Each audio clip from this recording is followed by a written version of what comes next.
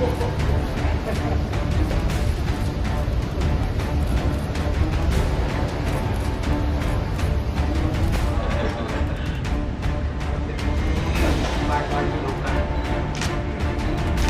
ได้ก็จบไม่จบก็ตึงน้องบ้าง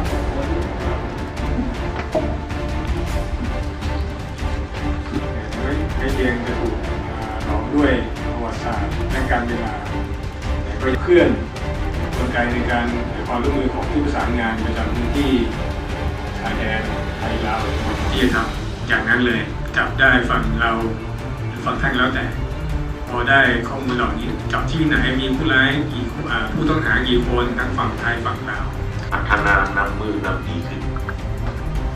เป็นต้นในการพบพันพบปะแลกเปลี่ยนของคณะผู้แทนระดับ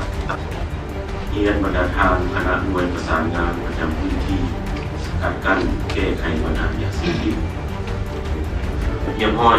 และร่วมกันแก้ไขปัญหายาเสพติดปัญหาของพวกการย่อท่ออื่นทางหน้าหัวหน้าหน่วยประสานงานประจำพื้นที่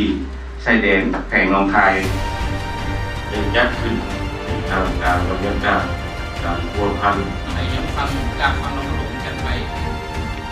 ลองคายคือเจ้าหน้าที่ตำรวจเนาะคือเพื่อวันคายที่สุดเร็วกับปัญหาเป้าหมายที่เฉพาะคือที่เป็นคนลาวคนไทย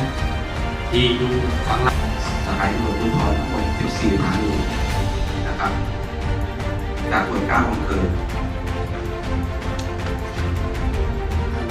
ขออนุญาตตามประธานเรียกว่าข้อที่1นี่